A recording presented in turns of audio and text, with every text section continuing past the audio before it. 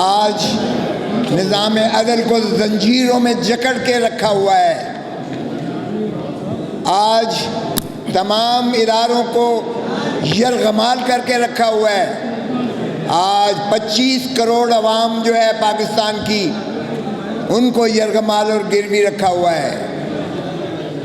आज किस आज़ादी की बात करते हैं?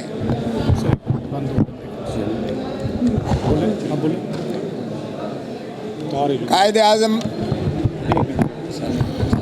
देखना माइक यार चल रहा है यार, चल रहा है। देखें, हमें आज़ादी तो कायदे आज़म मोहम्मद अली जिन्ना ने दिलाई थी, लेकिन क्या ये आज़ादी हम इसे कहेंगे? क्या आज़ादी के समरात पाकिस्तान को मुयस्सर आ सके? क्या सांस लेना ही आज़ादी है?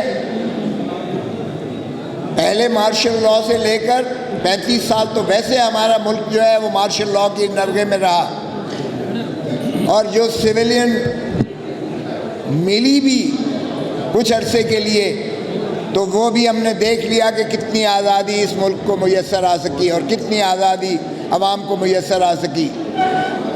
आज उसका शाखसाना 6 जजेस की जो उन्होंने मरासला लिखा है सुप्रीम जुडिशल काउंसिल को, और जो सुप्रीम कोर्ट की पूरी अदालत ने, पूरी जजेस ने 2 दिन उस पर ज़ेर हासिल बहस की, मैं समझता हूँ ये एक शर्मनाक हकीकत है कि चीफ जस्टिस ऑफ पाकिस्तान ने प्राइम मिनिस्टर शहबाज शरीफ जो जाली वज़ीर आज़म है उसके साथ मुलाकात की। हमें कम से कम अपना वर्षा ही देख लेना चाहिए था। जब पहला पाकिस्तान का chief justice sir Abdul Rashid Lahore circuit पर आए हुए थे, उस वक्त फेडरल कोर्ट हुआ करती थी। ये सुप्रीम कोर्ट 1956 में बाद में आइन किताबें बनी थी। फेडरल कोर्ट जो उस वक्त मशरकी पाकिस्तान भी था और मगरबी पाकिस्तान का था, उसके सरबराह चीफ सर अब्दुल रशीद यहाँ लाहौर सर्किट में तशरीफ़ लाए तो पाकिस्तान के पहले वज़ीर आज़म लियाकत अली ख़ान ने इस सदा की कि मैं चीफ जस्टिस ऑफ पाकिस्तान से मिलना चाहता हूँ, मुलाकात करना चाहता हूँ, और सेक्रेटरी सुप्रीम कोर्ट के चीफ जस्टिस को मरासला लिखा। जवाब देखें क्या मिला। चीफ जस्टिस ने कहा, और ये होती है इंडिपेंडेंस ऑफ जुडिशरी, ये होती है अदालत का निज़ाम अदल, कि चीफ जस्टिस उस वज़ीर आज़म को जो गैर मुतनाज़ा था, जो कायदे आज़म मोहम्मद अली जिन्ना का दस्ते रास्त था, जो आज़ादी का अलंबरदार था, उसको भी उसने इनकार कर दिया मिलने से, और लिखा कि चीफ जस्टिस माजरत करते हैं कि वो मुलाकात नहीं कर पाएंगे प्राइम मिनिस्टर ऑफ पाकिस्तान से, इसलिए कि वफाक के मुकदमात और वफाक के ख़िलाफ़ अवाम के मुकदमात मेरी अदालत में लगे हुए हैं, और मैं कोई ऐसा शायबा अवाम को नहीं देना चाहता, पाकिस्तान के अवाम को, कि वज़ीर आज़म की मुलाकात से मेरे फ़ैसले कोई मुताअस्सर हुए हैं। तो यानी जो असूल है कि इंसाफ सिर्फ करना नहीं चाहिए, इंसाफ होता हुआ नज़र भी आना चाहिए। Justice should not only be done but it should be seen to be done.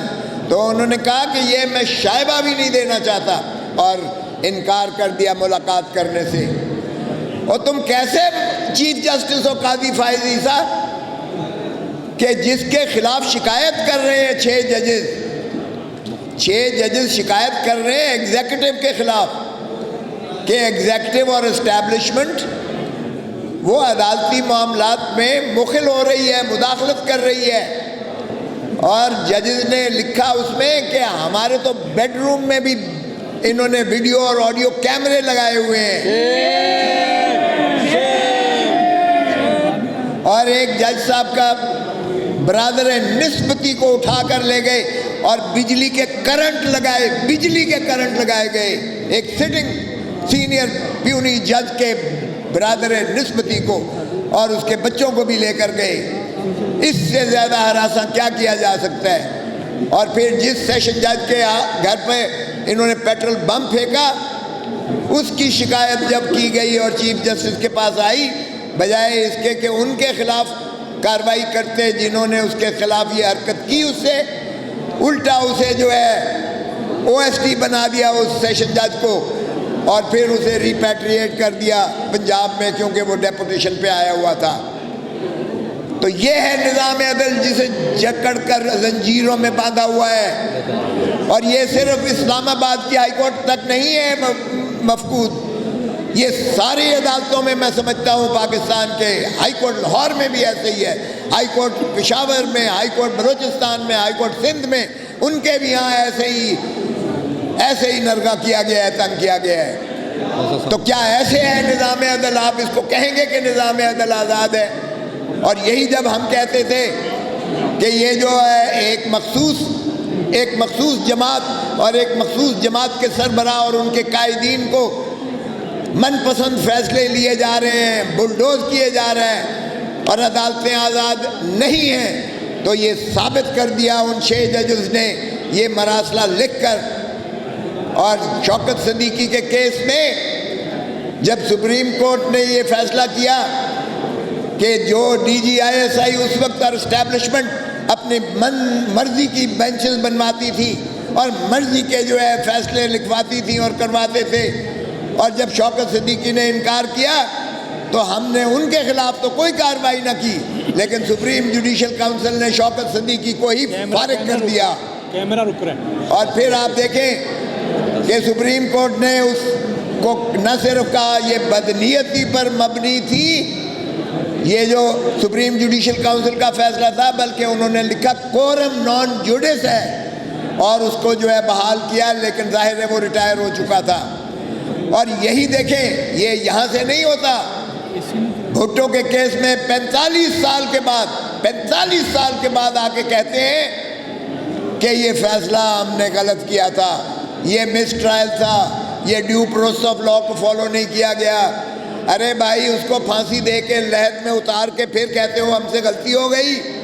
हमने किसी के असर के तहत भुट्टो को फांसी दी थी। खुदा रहा 45 साल मत लेना 45 साल के 9 मई का शाखसाना, जो ये एक 9 मई का ऑर्केस्ट्रेड एक ड्रामा जो रचाया गया, एक और हार्ट थ्रॉब हर दिल अजीज पाकिस्तान की दिलों की धड़कन वजीर आज़म को मुनहदम करने के लिए और उसकी जमात को बखेरने के लिए अब 45 साल मत लेना। इंसाफ करो, इंसाफ की मुतमन्नी है कौम, इंसाफ की मुतलासी है, इंसाफ की मुतमन्नी है, मुतजस्सिस है और मुल्तमिस है।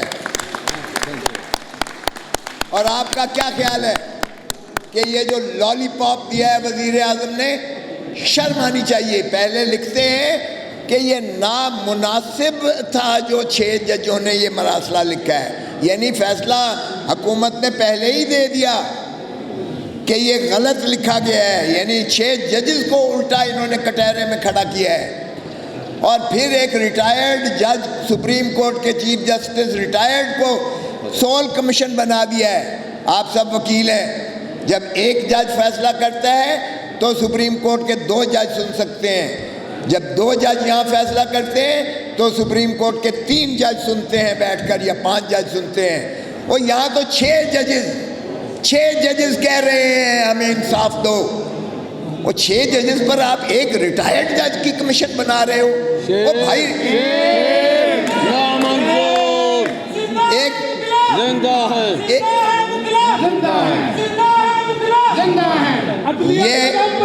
हम तुम्हारे साथ हैं, अदलिया कदम बढ़ाओ, हम तुम्हारे साथ हैं, अदलिया कदम बढ़ाओ, हम तुम्हारे साथ हैं, अदलिया कदम बढ़ाओ, हम तुम्हारे साथ हैं, अदलिया कदम बढ़ाओ, हम तुम्हारे साथ हैं। और ये एक रिटायर्ड जज साहब का भी ज़रा मैं बता दूं, ये किस तरह चुना गया है। मैं जब सदर था हाई कोर्ट बार में मुल्तान में, तो ये वहाँ मौसूफ प्रैक्टिस करते थे। इनका वोट असिस्टेंट एडवोकेट जनरल के लिए इन्होंने मौलवी इरफान अंसारी को दिया, जो कि जनरल ज़ियाउल हक का बड़ा करीबी था।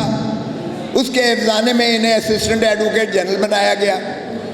फिर इनको जो है ये करते करते जब ये माशाल्लाह जज बन गए तो इन्होंने नवाज शरीफ का 8 साल की कंडोन की डिले, 8 साल की, आज तक तारीख में नहीं हुआ, 8 साल की डिले कंडोन करके इन्होंने नवाज शरीफ को बरी किया सुप्रीम कोर्ट में।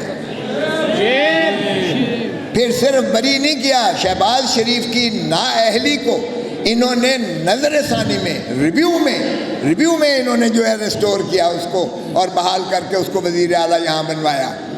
तो ये माशाल्लाह इनका जो है, और फिर इनका भाई जलील अब्बास गिलानी जो है वो फॉरेन मिनिस्टर रहा है पिछली केयर टेकर गवर्नमेंट में, और मौजूदा भी माशाल्लाह वो एडवाइज़र हैं टू द फॉरेन अफेयर्स।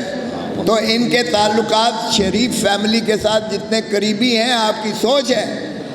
और फिर आफरीन है इसके बेटे को जिसने लेटर लिखा है, बाकी बुकला के समेत लेटर लिखा है कि नहीं, जजेस का जो है एक पूरा कंसोर्शियम बनना चाहिए और कन्वेंशन होना चाहिए। और इसी में हम भी कहते हैं कि फुल कोर्ट, सुप्रीम कोर्ट की फुल कोर्ट बैठकर इस मामले को, ये बहुत संगीन बात है, और बगरना 9 जज से कम नहीं होने चाहिए, क्योंकि आपके पास 6 जजेस ने नालिश की है। ये हो नहीं सकता है कि एक रिटायर्ड जज उसे सुने, और रिटायर्ड जज भी वो जो माशाल्लाह इतना कंप्लायंट है कि उससे कुछ भी लिखवाया जा सकता है। ये मिट्टी पाव हम नहीं होने देंगे, नहीं होने देंगे, मिट्टी नहीं होने देंगे। सजी भाई जिंदा है मुकला, जिंदा है, जिंदा है मुकला, जिंदा है, जिंदा है मुकला, जिंदा है। होता सर तो ये इसलिए ये बहुत संजीदा मसाला है। आज तमाम वकला को मुत्तहिद होना पड़ेगा। आज तमाम वकला को सीसा पिलाई दीवार की तरह मुकाबला करना पड़ेगा। आज एस्टैब्लिशमेंट हर चीज़ पर छाई हुई है। इन्होंने अवाम का मैंडेट चोरी किया है। इन्होंने जाली वज़ीर आज़म बिठाया है जो अपने हल्के से हार गया है। इन्होंने जाली वज़ीर आला बिठाई है जो अपने हल्के से हारी हुई है। इन्होंने कब्ज़ा किया है, औरतों की सीटों पर कब्ज़ा किया है। इन्होंने जो है माइनॉरिटीज़ की सीटों पर कब्ज़ा किया है।